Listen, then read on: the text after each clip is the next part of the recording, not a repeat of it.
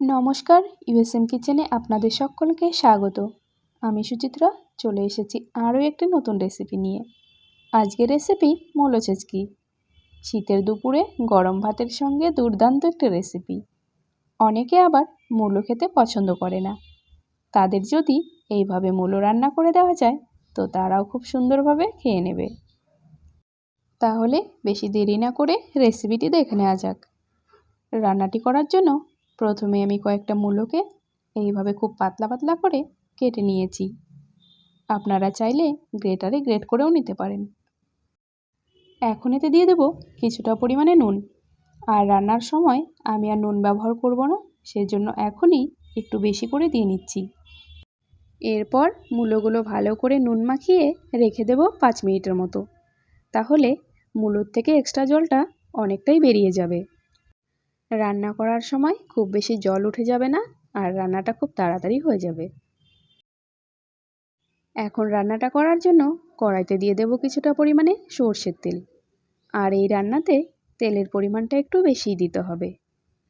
তেলটা ভালো করে গরম হয়ে গেলে ফোড়নের জন্য দিয়ে দেব একটা গোটা তেজপাতা, একটা শুকনো লঙ্কা আর সামান্য কালো সর্ষে। আপনারা কালো সর্ষের পরিবর্তে কালো জিরে বা সাদা সর্ষেও দিতে পারেন, তবে গোটা জিরে দিতে যাবেন না, তাহলে টেস্টটা অত ভালো আসবে না। এরপর দেখুন আমার মূলো থেকে কিন্তু অনেকটাই জল বেরিয়ে গেছে।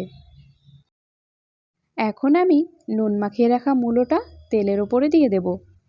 ঝালের জন্য দেব 3-4টে কাঁচা লঙ্কা চেরা, আর দেব পরিমাণ মতো হলুদ গুঁড়ো। যেহেতু আমি নুনটা আগেই দিয়ে রেখেছিলাম, সেই জন্য এখন আর দিচ্ছি না। এরপর এই সমস্ত কিছু একসঙ্গে এইভাবে মিনিট 2 নেড়ে চেড়ে নেব। তারপর দিয়ে দেব একটা মিডিয়াম সাইজের পেঁয়াজ কুচি। সিজনাল সবজি খাওয়া স্বাস্থ্যের পক্ষে খুবই উপকারী, আর এই সময় বাজারে প্রচুর পরিমাণে মূলো পাওয়া যাচ্ছে। আপনারাও কিন্তু বাড়িতে এইভাবে একবার মূলো রেসিপি বানিয়ে নিতে পারেন। পেঁয়াজটাকে আমি এভাবে দেওয়ার সময় হাত দিয়ে ছাড়িয়ে দিচ্ছি। তারপর পেঁয়াজটাকে একটু নেড়ে চেড়ে সব কিছুর সঙ্গে মিশিয়ে নেব। এরপরে গ্যাসের ফ্লেমটা একদম লো করে ঢাকা দিয়ে মূলোটাকে সেদ্ধ হতে দেব 3 থেকে 4 মিনিট। 3-4 মিনিট পর ঢাকনা খুলে দেখে নেব মূলোটা সেদ্ধ হয়েছে কিনা। তো মূলোটা আমার সেদ্ধ হয়ে গেছে। এখন আমি এতে দিয়ে দেব সামান্য পরিমাণে চিনি। চিনিটা দিলে একটু ঝাল ঝাল মিষ্টি মিষ্টি হয়, খেতে অনেক বেশি ভালো লাগে। তবে অনেকে চিনি পছন্দ করেন না, তারা অ্যাভয়েড করে যাবেন।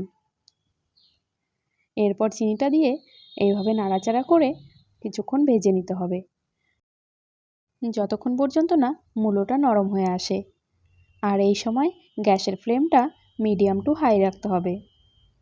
5 মিনিট মতো এইভাবে নাড়াচাড়া করে ভেজে নেওয়ার পর মূলোটা একদম নরম হয়ে গেছে, আগের থেকে অনেকটা নেতিয়ে গেছে। এখন কিন্তু আমার মূলোটা ভাজা হয়ে গেছে। তবে টেস্টটা আর একটু বাড়ানোর জন্য আমি নামানোর আগে দিয়ে দেব কিছুটা পরিমাণে ধনেপাতা কুচি। ধনেপাতাটা দেওয়ার পর আবার এইভাবে নাড়াচাড়া করে মিশিয়ে নেব। তারপর গ্যাসটা অফ করে দিয়ে আমি এটাকে একটা পাত্রে নামিয়ে নেব। তাহলেই কিন্তু আমার মূলো ছেচকি গরম ভাতে পরিবেশনের জন্য একদম রেডি। রেসিপিটি আপনাদের কেমন লাগলো কমেন্টে জানাতে ভুলবেন না। ভালো লাগলে ভিডিওটিতে অবশ্যই একটি লাইক করে দেবেন, শেয়ার করবেন, আর চ্যানেলটিকে অতি অবশ্যই সাবস্ক্রাইব করে রাখবেন পরবর্তী নতুন রেসিপির জন্য। ভিডিওটি শেষ পর্যন্ত দেখার জন্য অসংখ্য ধন্যবাদ। দেখা হচ্ছে আরও একটি নতুন রেসিপি নিয়ে। সবাই ভালো থাকবেন, সুস্থ থাকবেন। টাটা।